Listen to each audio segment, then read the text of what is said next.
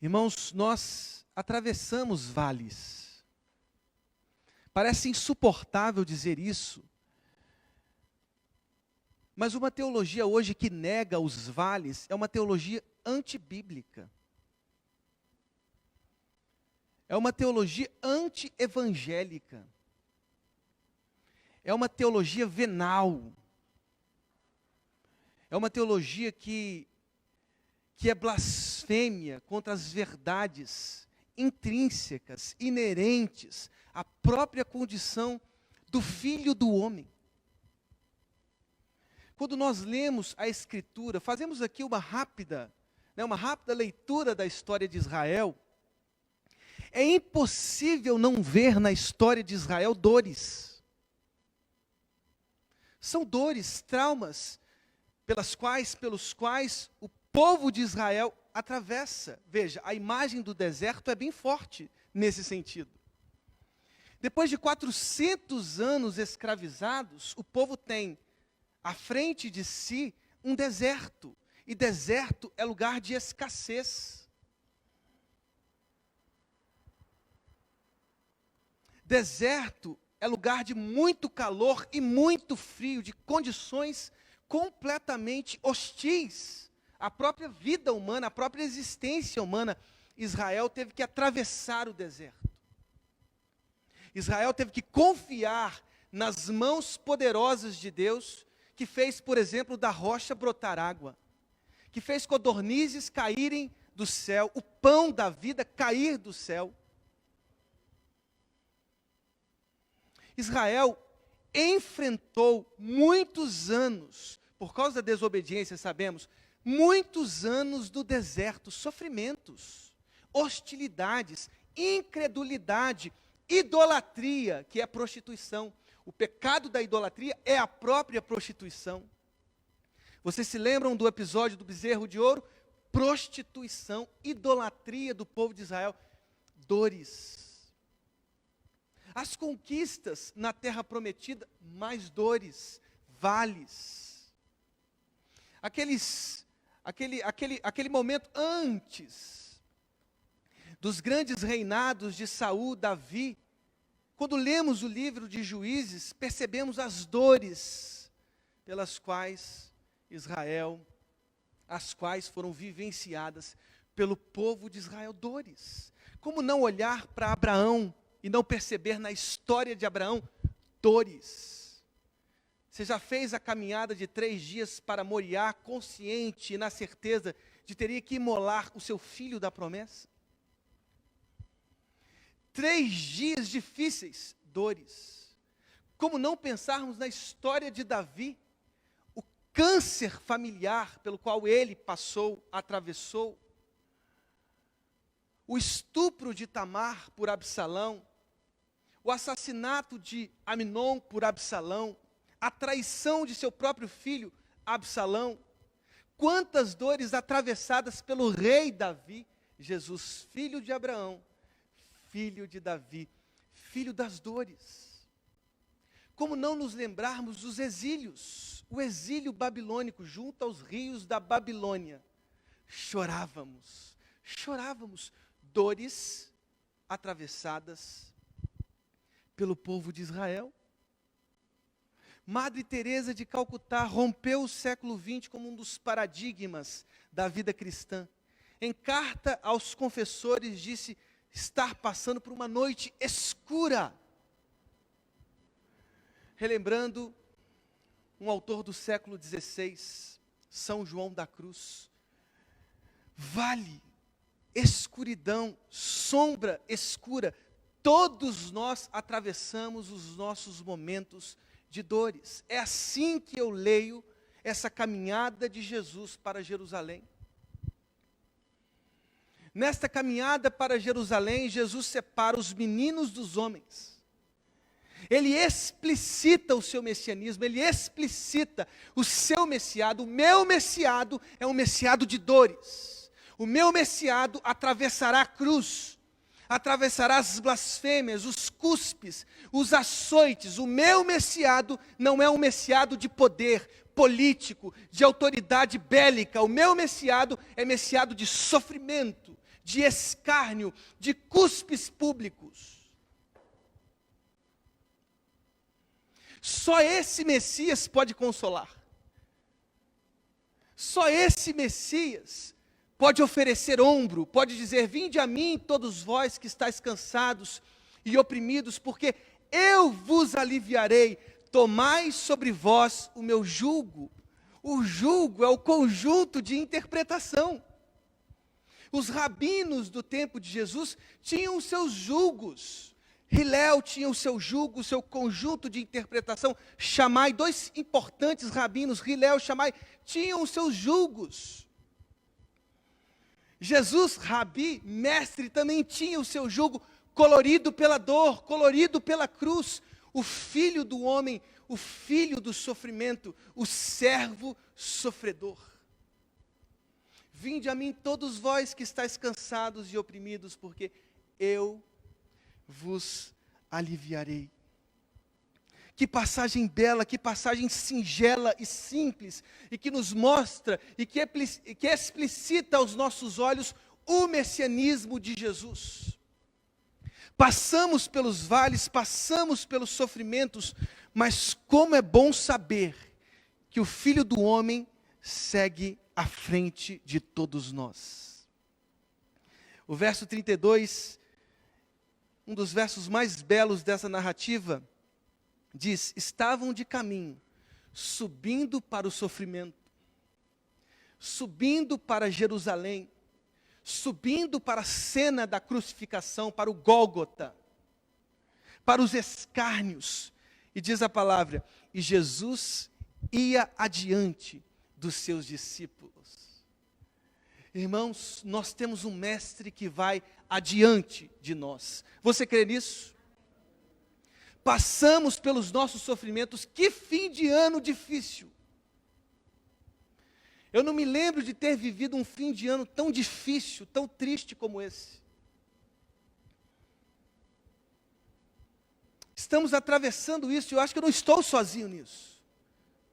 Quantas famílias hoje padecendo por causa dessa dor, mas a certeza que explode em nossos olhos nesta manhã é que Jesus está adiante. Ele não perdeu o controle da história, Ele continua sendo soberano em nossas vidas, soberano na história da igreja, soberano em nossos próprios corações. Ele vai adiante, Ele é o servo sofredor, Ele é o que experimenta os sofrimentos à frente de nós. Ele não se exila, Ele não foge, Ele está enfrentando as mesmas dores, mais adiante. Ele está liderando esta caravana, esses peregrinos, para o vale de dor, para os sofrimentos, mas Ele está adiante. Eu sei que nós somos tomados, como diz o verso 32, de apreensões. É humano esse sentimento. Estamos no meio de uma escuridão difícil. Esta pandemia talvez seja um dos maiores desafios da humanidade desde as guerras. O brasileiro nunca passou por isso. Aqui é sombra e água fresca todo ano. Não é verdade? Mas estamos agora atravessando um vale difícil de dor. O Brasil é um dos países que mais sofre nessa pandemia. Fato, está aí escancarado para nós vermos. A cidade de Petrópolis, estamos atravessando, estamos tomados de apreensões. Não podemos condenar estes sentimentos, a não ser que essas apreensões emanem de uma falsa compreensão, de uma má compreensão do Evangelho. Porque a palavra, irmãos, é semente. Palavra é semente. Há alguns solos. A pergunta que nós precisamos fazer seriamente é: qual é o solo dos nossos corações? Quando as palavras são lançadas, elas caem à beira do caminho? Elas caem em terreno pedregoso? Elas caem entre os espinhos? Ou elas caem em boa terra? Porque quando elas caem à beira do caminho, vem o diabo, as aves e comem a semente. Quando caem em terreno pedregoso, sofrimentos como estes que estamos atravessando hoje, sufocam a palavra.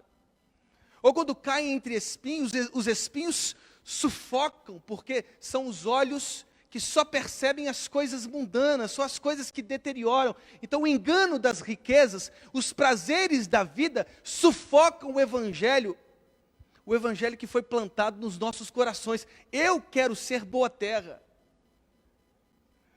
Eu quero atravessar esse momento junto com a igreja de Cristo, porque eu sei que as portas do inferno não prevalecerão contra a igreja.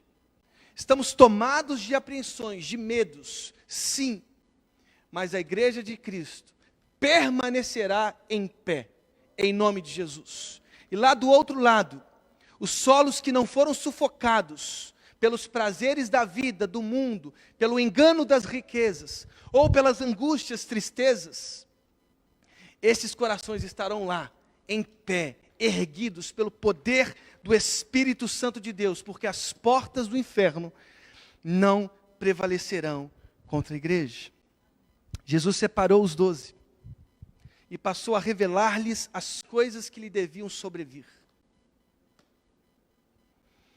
Há uma expressão muito comum para os leitores de Marcos, o segredo messiânico. Jesus escondia o seu messianismo.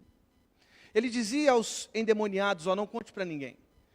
Aos leprosos curados, não fale para ninguém. Por que esse cuidado de Jesus? Porque às vezes temos cristologias nas nossas cabeças, compreensões de Cristo nas nossas cabeças, que são compreensões falsas. Ele é o filho do homem de Daniel, sim. É o que vai suplantar todas as bestas, todos os governos estrangeiros, toda a escravidão política, toda a escravidão do medo, da morte, tudo isso será vencido. O dragão, as bestas, o falso profeta, a morte, tudo isso será lançado no lago de fogo e enxofre. Mas abram os olhos. Abram os olhos. Carregue cada um a sua cruz. Não se engane com os evangelhos coaching, que hoje está na moda. Evangelho, você vai ser feliz, campeão, você vai ser rico, você vai empreender, você vai vencer. Um monte de falso evangelho lançado aos ouvidos dos incautos que acolhem este evangelho, acolhem este anti-evangelho e se enganam, porque evangelho não é isso. O evangelho é o sacrifício de Cristo. O evangelho é a morte de Cristo na cruz, é o Filho do homem que carrega em si as dores da vida. Pelas suas pisaduras fomos sarados, o castigo que nos traz a paz estava sobre ele. Este é o evangelho. O que passar disso, anátema. O que passar disso, maldição. O evangelho é a morte substitutiva de Cristo. Nós deveríamos estar na cruz, mas ele foi lá e tornou-se maldição em nosso lugar. Sacrificou-se em nosso lugar de forma obediente. Sim, ao ponto da cruz, e recebeu um nome que está acima de todo nome, como diz Filipenses capítulo 2. Jesus disse: eis que subimos para Jerusalém, e o Filho do homem será entregue aos principais sacerdotes e aos escribas. Condená-lo-ão à morte, e o entregarão aos gentios, hão de escarnecê-lo, cuspir nele, açoitá-lo e matá-lo. Olhando para os olhos de Jesus, para o servo sofredor, para o sofrimento vicário que ele passaria, será que somos capazes de pedir qualquer outra coisa a Jesus?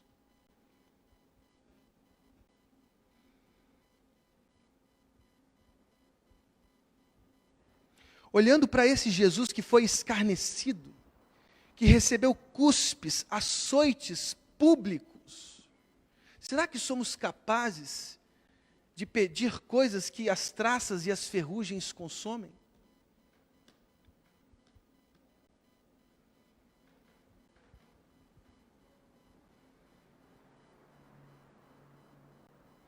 O Filho do homem foi entregue aos principais sacerdotes aos escribas, condenado à morte, foi entregue aos gentios. Escarneceram do Filho do Homem, cuspiram nele, açoitaram-no, mataram-no. O Filho do Homem atravessou o sofrimento vicário. Enfrentou o Gólgota, a morte na cruz, a morte excruciante, a dor excruciante da cruz, por mim, por você, por nós. É este quem nos guia.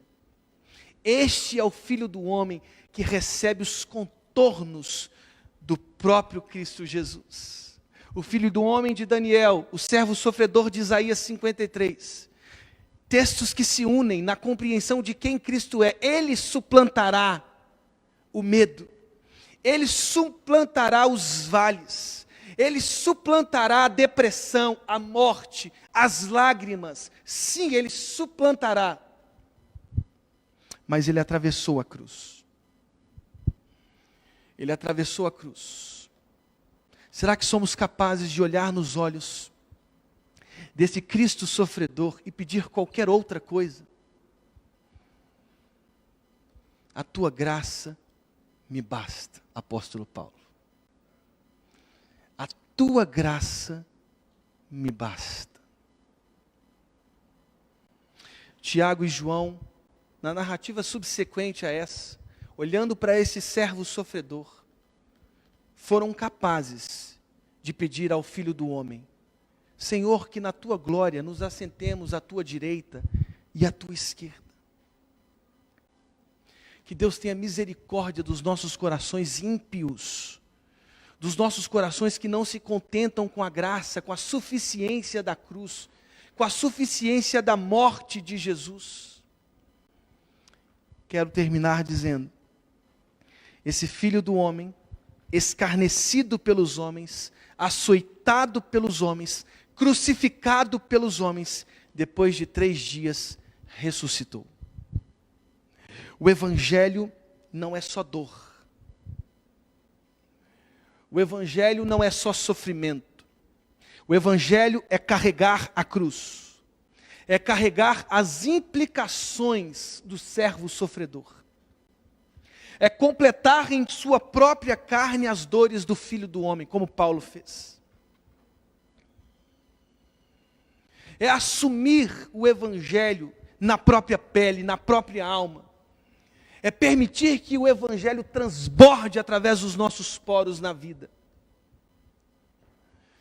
Mas lembrem-se, estamos passando por esse sofrimento. Estamos passando pelas dores da pandemia, das guerras, dos rumores de guerra. Estamos atravessando, mas lembrem-se, o Filho do Homem, que ressuscitou, que foi o primogênito dentre os mortos, nos promete a ressurreição de todos os corpos e daqueles que confessam Jesus como Senhor, a ressurreição para a vida eterna. A morte para o servo de Deus é lucro. Jesus é a ressurreição e a vida. Ele tem o poder da vida, o poder da morte. Ele é soberano. Estamos atravessando isso, irmãos. Mas vamos vencer em nome de Jesus essa pandemia. Vamos vencer. Essa igreja estará de pé em nome de Jesus. Diante dessa morte que está atravessando os nossos corações, as nossas vidas. Diante desses sofrimentos que estão atravessando o nosso país, a nossa cidade, nós estaremos de pé do outro lado, em nome de Jesus, Igreja de Cristo. Vamos continuar pregando o Evangelho, anunciando a graça de Cristo, para a grande colheita que nos espera, em nome de Jesus. Evangelho é Filho do Homem, sofrimento, mas o Evangelho é ressurreição. Lázaro, vem para fora. Você crê nisso?